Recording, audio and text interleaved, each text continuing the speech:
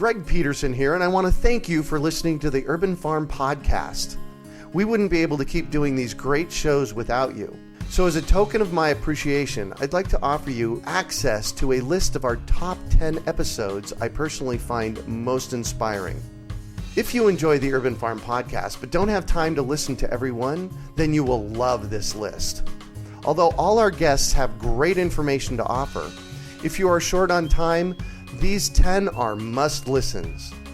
To get access to the top 10 most inspiring podcast episodes, text FARMER to 44222. That's FARMER to 44222. And enjoy listening. You're listening to the Urban Farm Podcast, your partner in the Grow Your Own Food revolution. Whether you've just been introduced to urban farming or you're a lifelong advocate, we're sure you'll leave feeling more informed, equipped, and empowered to dig deeper into the soil of your local food economy. With you every step of the way, here's your host, Greg Peterson. Today on the Urban Farm Podcast, we have Nancy Bailey of Honey Hill Farm to talk about her experience with raising a prolific vegetable garden in a small space. Nancy had an idyllic childhood growing up in western New York State, right next door to her grandfather who she adored. He had a small farm where he raised a few head of cattle and always had a few dozen chickens. While much of the 10 acres was devoted to raising hay and grain to feed and bed the cattle, her father and grandfather also managed a large vegetable garden and an apple orchard. The garden produced a huge bounty, which her mom canned and froze, and while young, it didn't occur to Nancy to consider how special it was to be fed on free-range grass-fed beef, fresh farm eggs, and to eat organically grown fruits and vegetables year-round. Today, she looks back and realizes how lucky and loved she was. Although she's always had a passion for ornamental horticulture, it wasn't until retirement 2 years ago that she got serious in raising vegetables and composting. By adding micronutrients and her own amendments, each season has yielded a more prolific harvest. Although her vegetable garden is less than 200 square feet, she reaps far more produce than she and her husband can consume. She says she raises vegetables for the joy of watching them grow, as well as to consume and share them with neighbors. Welcome to the show today, Nancy. Thank you very much for having me. Absolutely. So I shared a bit about you. Can you fill in the blanks for us and share more about the path you took to get where you're at now? Sure. I grew up in a farming family, which for me was eating all wonderful things and being outside and playing in the dirt and working with my grandfather and my father on his small farm. And when I was an adult, I was working, so didn't have as much time as I'd like to be outside or in the garden. Mm-hmm. But I'm retired now, and so it's been a joy for the last couple of years. I retired from industry. I was a mechanical engineer. So the love of science and gardening kind of comes together for me. And so I'm kind of curious, and I'm analytical, and I like knowing, for instance, the temperature of my compost bin and what's going on in my little biodome where I'm raising seeds, that kind of stuff. I'm pretty obsessive about rainfall. I watch the rainfall all the time. My husband would say I'm obsessive.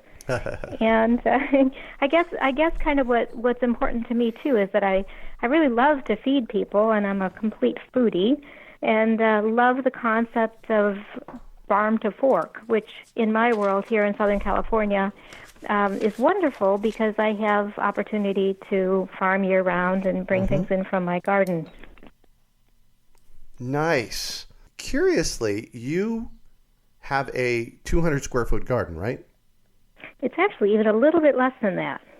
And you call yourself a farmer. Can you tell me about that? Because I call myself a farmer, and I've got, maybe 4,000 square feet of food that I, raise. So how did you come to that, and why did you come to that?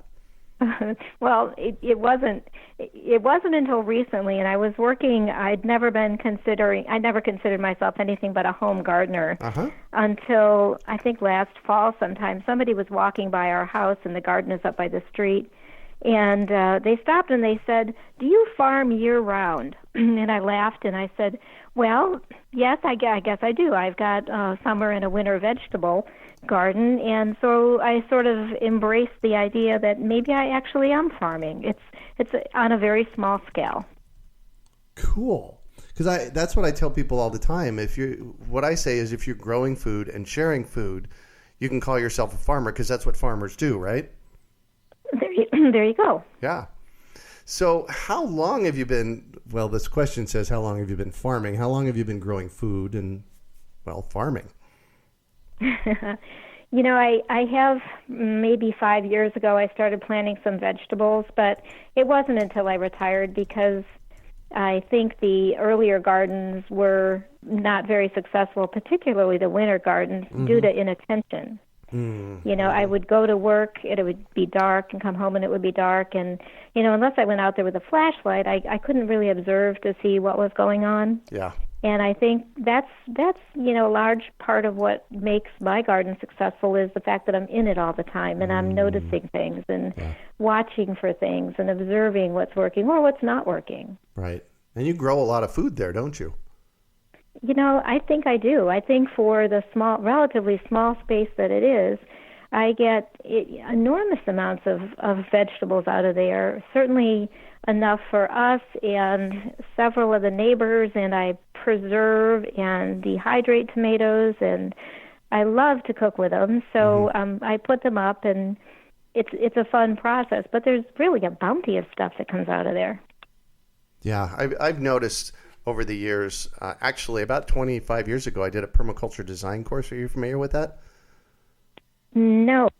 Permaculture, I like to call the art and science of working with nature. And what we do is we look at natural systems and how nature works. And I have determined for myself that there's only one place on the planet that lack lives.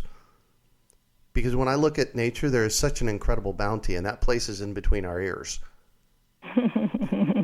Because when I walk out to the garden, you're right, there is such an incredible amount of bounty out there. We just have to see it.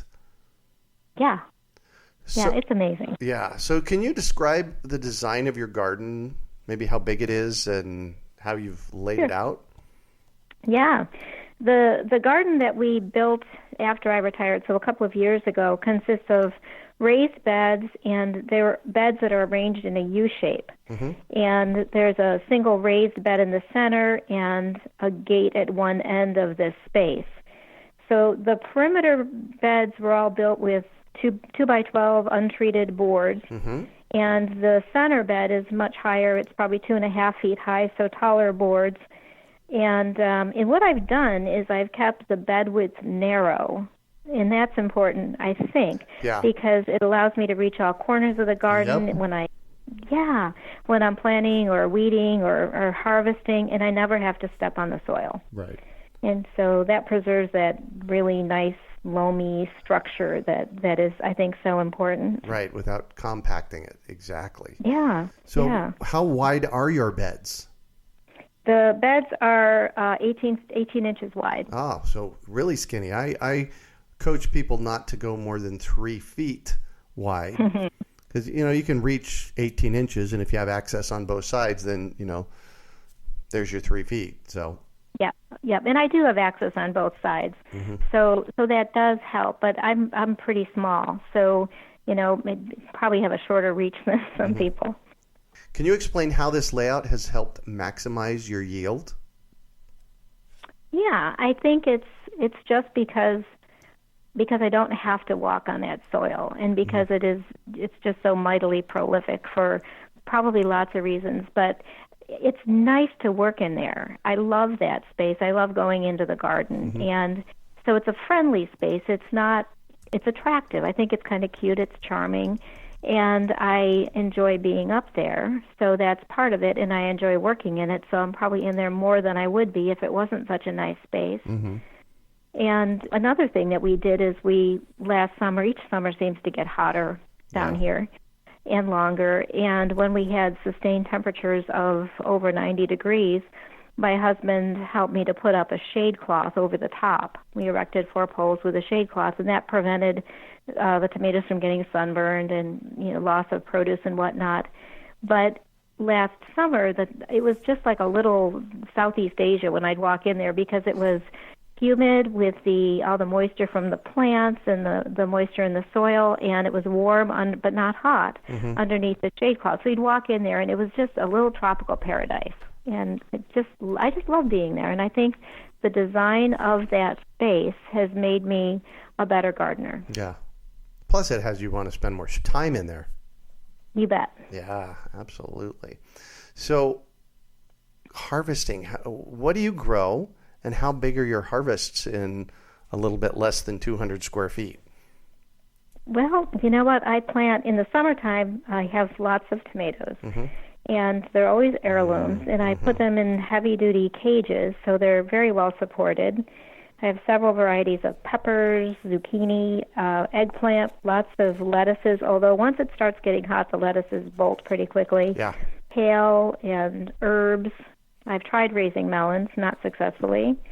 But as far as the amount that comes out, well, that's the summer garden. I'll tell you, my winter garden is cruciferous vegetables mainly.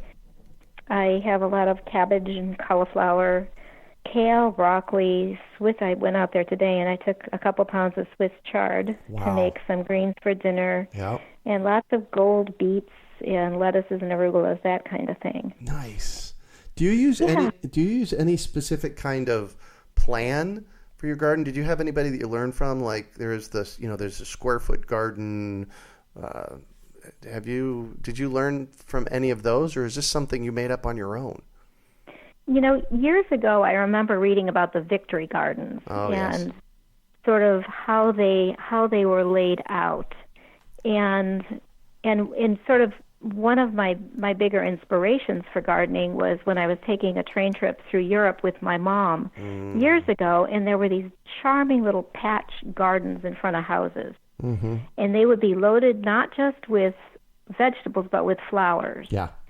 And so I've just always been really charmed by that whole idea, and so I've incorporated some of those same things into my space. Right. Yeah. You know, I've been to Europe a couple of times over the past decade, and once was in Croatia. I spent 3 weeks in Croatia, and once was in Italy. And one of the things that I noticed in both trips is that everybody has a garden in their front yard. It's so great. Yeah. Yeah, it was so great. And so my thought when we were designing this garden is I want it to be nice and have curbside appeal. I want it to add to the beauty of the property and not detract from it anyway. And so that process has been fun and kind of, I'll say, sisyphifying the garden, but making it just really kind of fun and nice. Yeah, exactly. And you obviously include flowers in your garden, yes? I do. Yeah. I do. Not always successfely.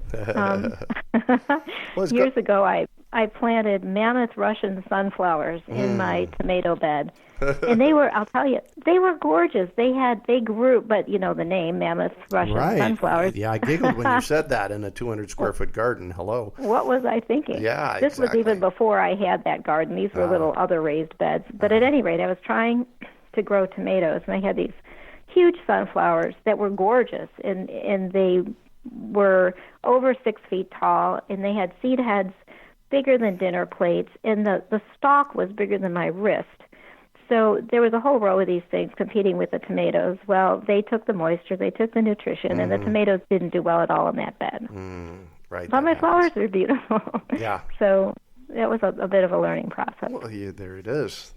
You know, flowers, though, are so incredibly important in our gardens, aren't they? I think so. Thoughts on why? Yeah. Well, sweet alyssum is a good one. I know it attracts some of the beneficial insects. I know that marigolds are good, although I haven't honestly had much luck planting them as companion plants.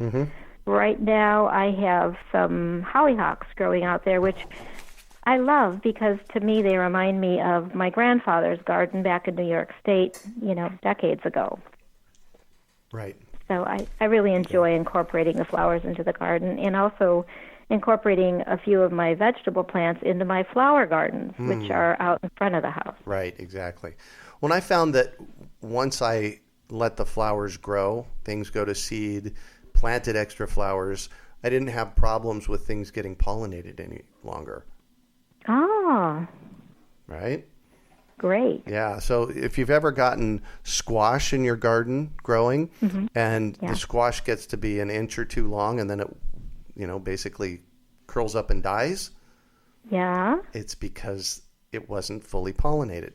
Oh, Yeah. did not know that. Yeah. So I always let flowers happen in my garden by the drove, and and then Heidi loves flowers, so she gets flowers, and I get everything pollinated in the garden.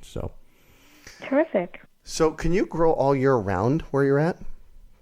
I can, and that's a huge benefit about living in Southern California.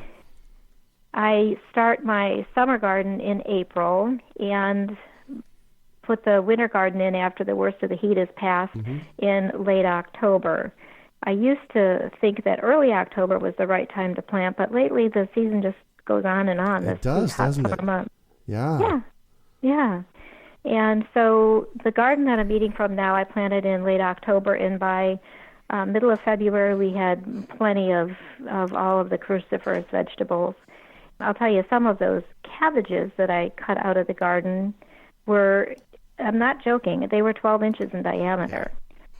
Yeah. It's amazing how just big, beautiful. And so as far as the volume of stuff coming out of my garden, I started keeping track last summer by the number of pounds of tomatoes I was harvesting. And although that sounded like a good idea, it was kind of quaint. And what happened is I was not only keeping track of the pounds of tomatoes, but by variety, which one was the biggest producer. So that required that every time I would pick tomatoes, I would have to come back to the kitchen, put them on the scale, weigh them, and then log their weights. Right. And that was a little obsessive, and I lost track, honestly. It just got overwhelming to try to keep track of all that. So I don't know really what my tomato yield was. But yeah, but I want to know, when you lost track, where were you at? Oh, I'd have to look. I don't know off the top of my head. Yeah. Many pounds. Many pounds. Right, exactly. Many pounds. That's the cool thing. I had somebody in the nursery the other day, and they asked me, off of one tomato, how many pounds of tomatoes would I get? And what would your answer to that be? Oh, my gosh. Yeah. I would say that in terms of sheer volume, it was the cherry tomatoes that just were amazingly prolific and had a very long growing season. Yeah. So even though they were small, they just produced like mad. There were literally thousands of tomatoes on that plant over the course of the summer. Yeah. So maybe 20 pounds? Think you get 20 pounds of tomatoes off of a tomato plant? I wouldn't be surprised. Yeah. That's what I said to this gentleman that asked me that. I was like, well, at least 20 pounds. And, isn't that amazing? Yeah. And then the question is, what are you going to do with 20 pounds times, I just planted 15 tomato plants, right? Neighbors. Yeah, exactly. You're in trouble when the neighbors don't answer the door and they shut their shades when you come. You're bringing them. Yeah, especially happens with zucchinis. Yeah, exactly. That's exactly where I was going. I was going to say that you're in trouble when you're growing zucchinis like that. So is there something specific that you do to prepare your beds for planting? Do you add to the soil? I sure do, and to me, I think that the soil, the health of the soil, is the backbone of the garden and provides the best outcome. So what I do when we built the new garden, we filled the beds with a blend of 50% compost and 50% topsoil, and at that point, I added 20 pounds of red wigglers. Oh. And Nice.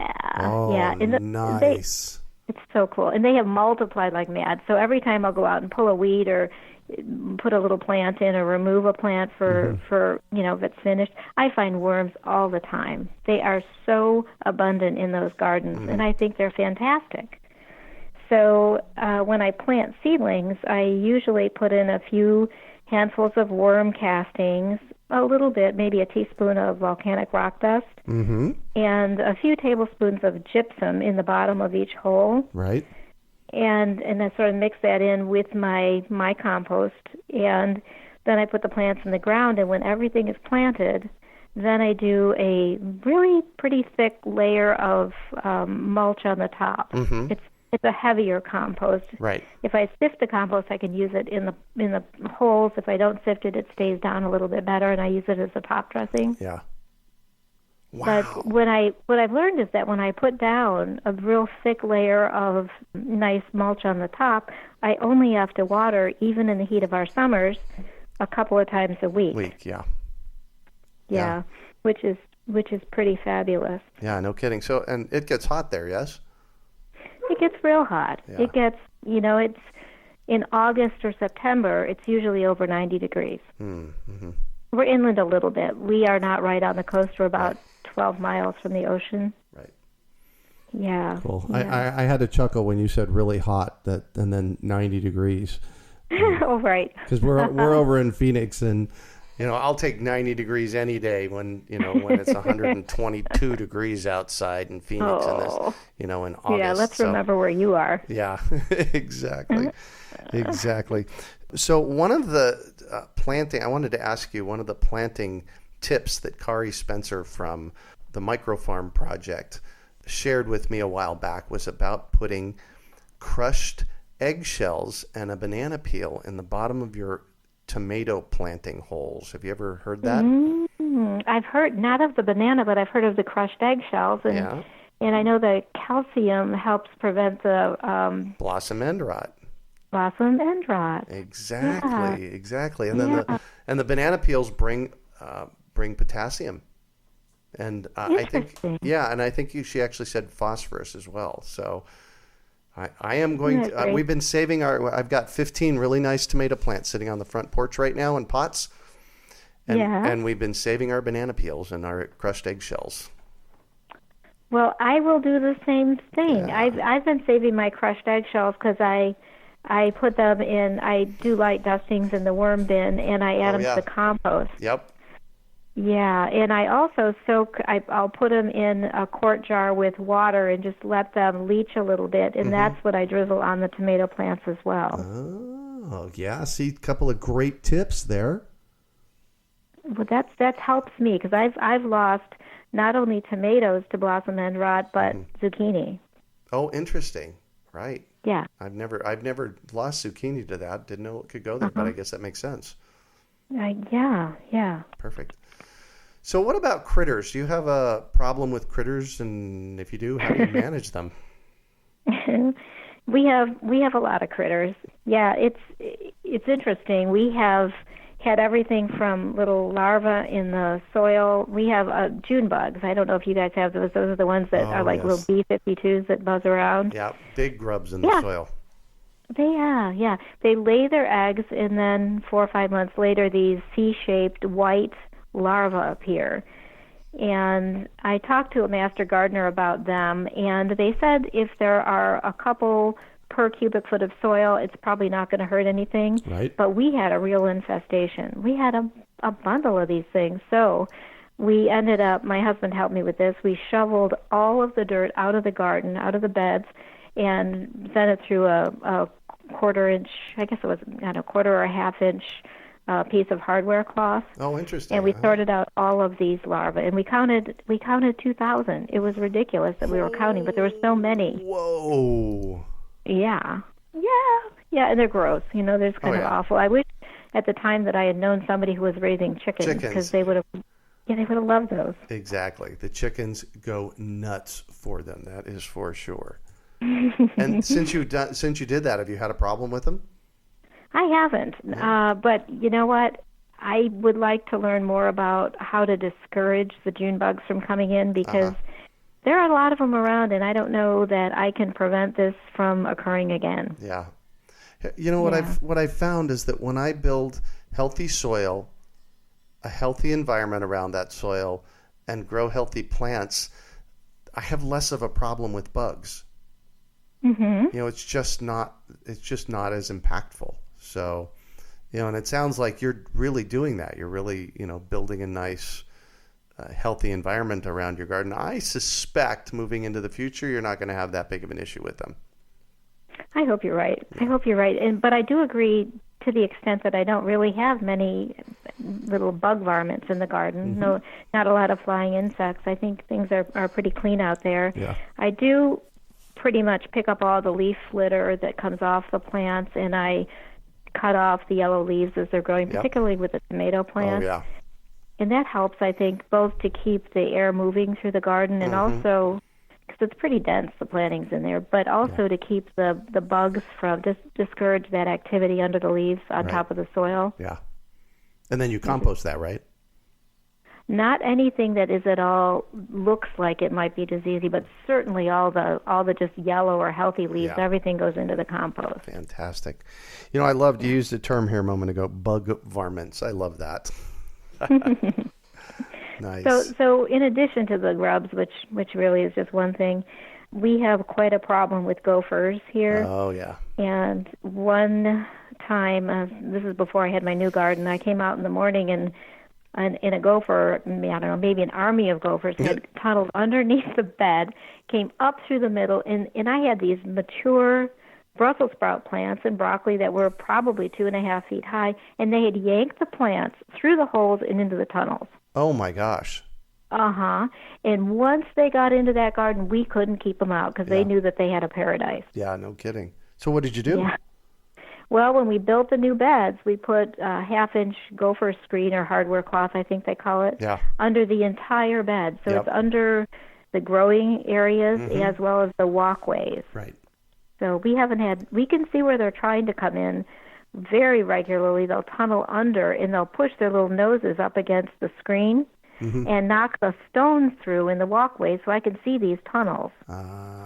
So they're trying desperately to get in, but so far we have not had a breach. That was a big victory. That's a great solution for you. Yeah, that's a great that helped a solution. lot. And we have so the boards around the base of the raised bed are about 1 foot tall, and then on top of that we have 2 feet of lattice. And just the virtue of the height keeps the bunnies out. The rabbits don't get into the garden. Yeah. But we had to line the inside of the lattice with chicken wire because rats were climbing right through the holes in the lattice. Oh my gosh. They're pretty small. So rats could just walk right through there. So we lined the inside of the lattice with this chicken wire and thought we were doing pretty well until last fall. I lost 11 out of 12 of my baby broccoli plants one night. And so I don't know if it was a rat or a squirrel, because we have both. I don't know what scaled the fence, but it got in there and had a feast. So since then, my husband has put we've made it electric at the top of the fence, so kind of like a livestock fence. Yep. It's got a ground wire and a hot wire, and it runs around the perimeter of the garden.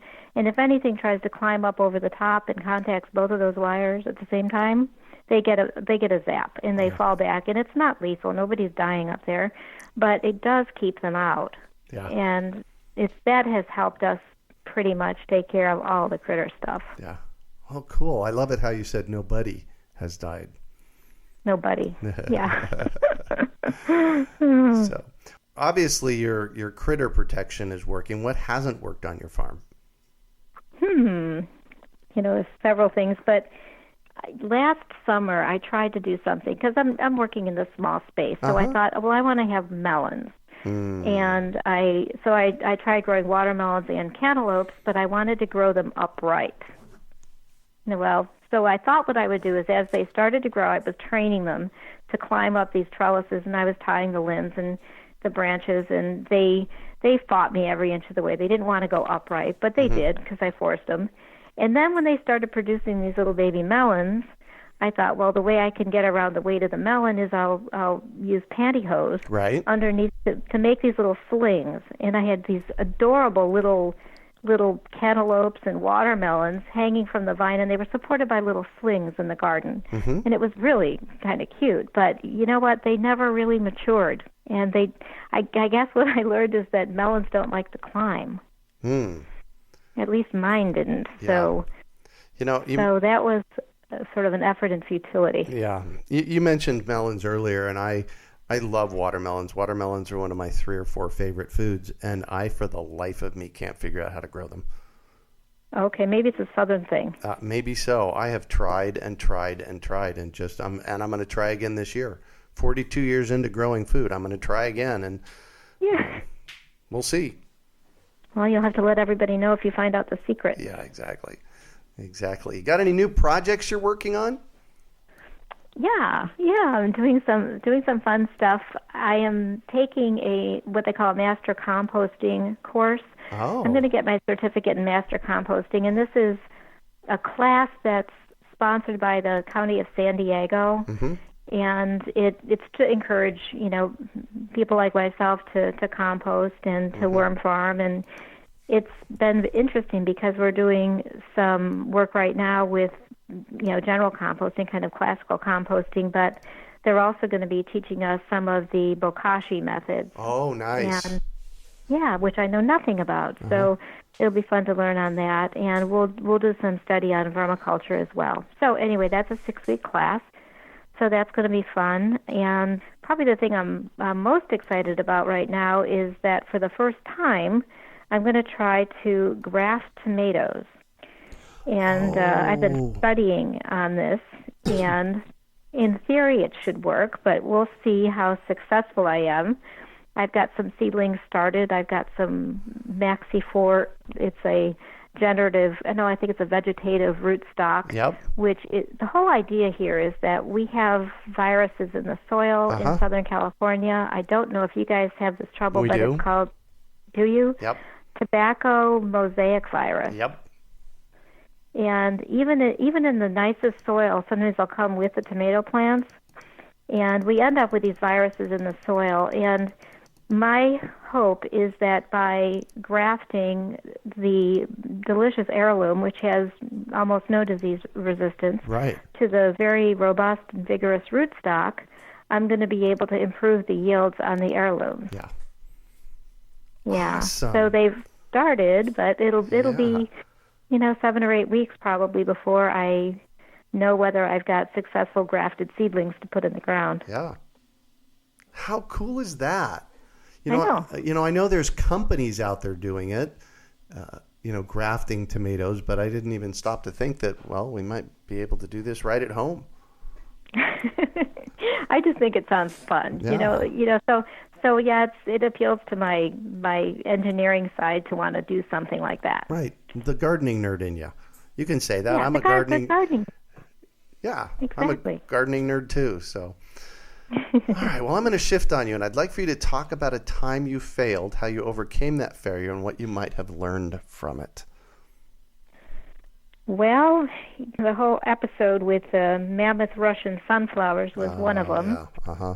And the other thing, a couple of years ago, we had someone, my sister's boyfriend was staying at the house while we were traveling, and it was a summertime thing, and he took it upon himself to do something really nice, and he put in a tomato garden in the backyard. Oh. Yeah, so in an area that I hadn't really prepared yet, but he amended the soil and he put in a bunch of tomato plants. Well, they're in an area that gets full western exposure, so they get just hot in the afternoon. Yeah. And they were right up against a cement block wall, so they had all the reflected energy as well as the ambient heat energy. And those poor tomatoes just fried. And I would go down there to even pick what did produce, which wasn't much, and they would be so hot I almost couldn't touch them. Yeah. Taking into consideration microclimates like that is really, really important when you put your garden in. Yeah. In fact, absolutely. I say that in my Jumpstart Your Spring Garden class that I give, that's the number one thing is to, know your microclimates, figure out what you're dealing with before you put those in. Yeah. So. No, I think that's absolutely right, and I think it's quite possible or probable even to make mistakes along the way. You live and learn what won't work in an area. Yeah. But that is the same space that I'm thinking about putting in a backyard orchard. So that could work really well. It might. After I listened to the podcast, the Urban Farm podcast on having an orchard in your backyard. Yep. It just occurred to me that this space actually could work because I thought, well, you whitewash your trunks, but if you guys in Phoenix can grow stone fruit, I certainly should be able to do it in San Diego. Oh, absolutely. The reason I asked you if you could grow all year round there was because we have similar climates.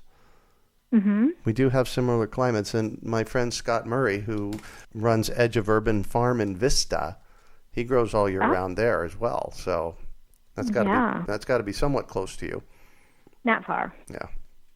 Yeah. So anyway, it's going to be exciting. I think the other thing that I learned from that podcast that was really critical in my making a decision to go forward with this idea is that you could keep the trees small enough to actually put more than just a couple in this space. Yep. And that appealed to me greatly, the thought of actually having a little orchard and being able to reach the fruit and harvest the fruit and manage the birds or whatever else. It all clicked. It all sounds like now it could be doable. So I'm kind of really excited about that. Nice. Yeah. So what do you consider your biggest success? My biggest success is probably in the design of the vegetable garden, because of everything that we talked about with regard to how that garden is and how it appeals to me, that it has become so functional. Yeah. And so I think that's what was probably the biggest success for me farming. Yeah. Functional and productive. Yeah. Yeah. What drives you? Why do you do what you do? I love to learn. So in each year, I like to do something a little bit more or better. And now that I'm retired, it makes all of that easy.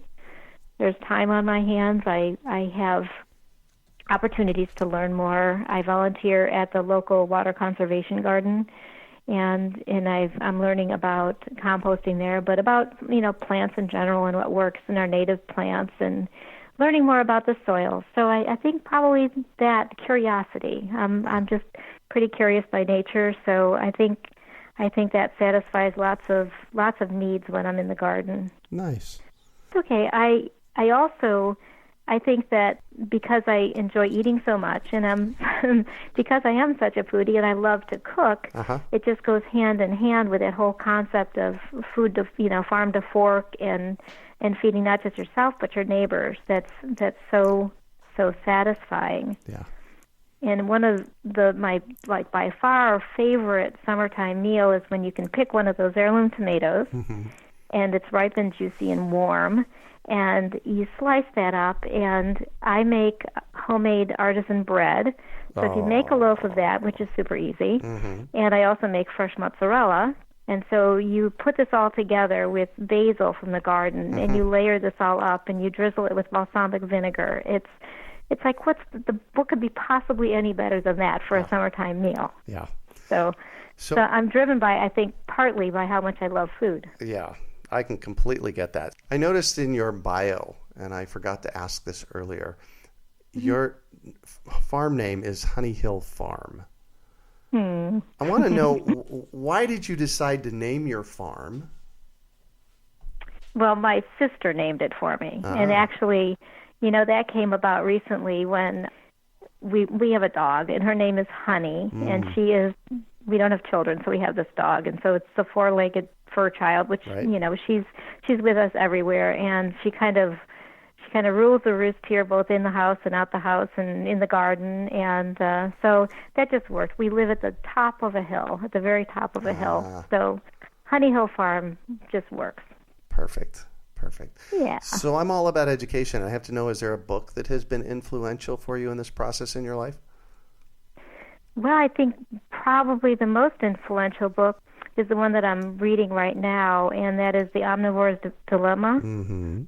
It starts out pretty bleakly because it gives a background into how we got where we are right now with the obesity problem in the United States, and the pollution and all the pesticides that are running down the rivers and out into the ocean, and all these monocultures with growing these corn plants in the Midwest to the exclusion of everything else, and what that's really done to the soils and the depletion, and it's scary and it's astounding.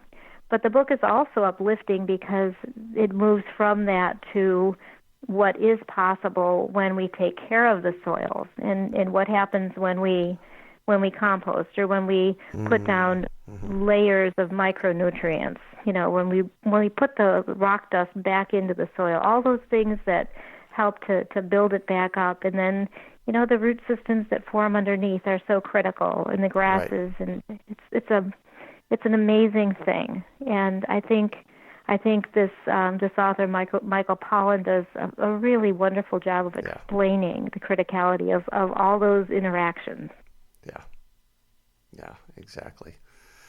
So what one final piece of advice do you have for our listeners? Well, especially if you live in an area like I do with lots of critters that can sabotage your efforts, I would just say that it's pretty important to make your garden critter-proof and not to wake up and come out and find all your hard work is literally pulled down a hole. But that's really what's made me so much more successful, is just being able to protect my plants. Perfect. Well, thank you so much for joining us on the show and sharing your experience with us today, Nancy. It has been a treat getting to chat with you. Great. Well, it's been a pleasure for me too. It's fun. So thank you. Yeah, you did great. So, how can our listeners get a hold of you? They could contact me by email, and my email address is the number 4, Nancy Bailey, NancyBailey @gmail.com. Perfect. You can find show notes from today's podcast at urbanfarm.org/honeyhill. Well, that's it for today. Thanks for joining us on the Urban Farm Podcast. Thank you. Greg Peterson here, and I want to thank you for listening to the Urban Farm Podcast. We wouldn't be able to keep doing these great shows without you. So as a token of my appreciation, I'd like to offer you access to a list of our top 10 episodes I personally find most inspiring. If you enjoy the Urban Farm Podcast but don't have time to listen to every one, then you will love this list. Although all our guests have great information to offer, if you are short on time, these 10 are must-listens. To get access to the top 10 most inspiring podcast episodes, text FARMER to 44222. That's FARMER to 44222. And enjoy listening. We hope you enjoyed today's episode of the Urban Farm Podcast. Remember to listen 3 days a week for tips, advice, and resources to help you on your journey with urban farming. You can find us on the web at urbanfarm.org or send us an email to podcast@urbanfarm.org. In the words of Vincent van Gogh, great things are done by a series of small things brought together. Be encouraged that with each lesson learned and skill developed, you are one step closer in the direction of your dreams.